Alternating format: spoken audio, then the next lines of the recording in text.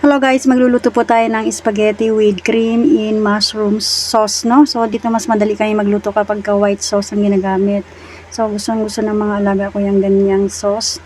So, ang halo po niyan ay tuna lang po at saka mixed beans. So, syempre, ang una natin gagawin ay ibuboil natin ang pasta hanggang sa katamtaman ng kanyang luto, no? And then after nyan is i-drain natin, ibubuhos natin yung sabaw ng pinagpakuluan at papalit natin ang cream of mushroom sauce. So ayan na po, and then ilagay natin agad yung tuna at ang mixed beans. Wala na po yung gisa-gisa, direct na po yan. And besides, kahit naman anong luto dito, hindi po ako nagigisa, hindi po ako gumagamit ng onion and garlic sa pagigisa dahil ayaw po ng madam ko yung amoy ng sibuyas. So hate na hate niya yung amoy ng sibuyas. So ayan po, everyday po ako nagluluto ng lunch ng alaga ako dahil sa school na po sila nagla-lunch.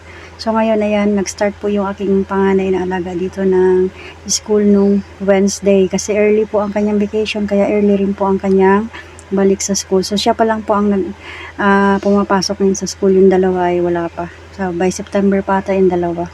So, ayan na po, ready na po yan siya. Nilagay ko po sa thermos. Ayan po, nakalagay na po sa thermos para hindi po siya madaling lumambig at loaded po siya ng cheese sa ibabaw. Dahil po ang paborito ng aking alagang panganay. Favorite niya talaga yung cheese at kanyang pinapapak po yan.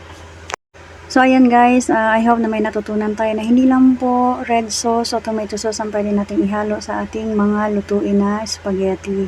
At hindi lang po spaghetti ang pwede natin gamitin na pasta dyan. Pwede rin po yung mga macaroni o mga elbow na pasta.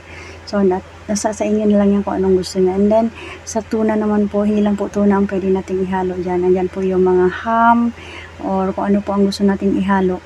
No, dito nga nagluto ako ng spaghetti itlog ang halo. Sa susunod i-share ko rin sa inyo. So, thank you for watching. Have a nice day and God bless us all.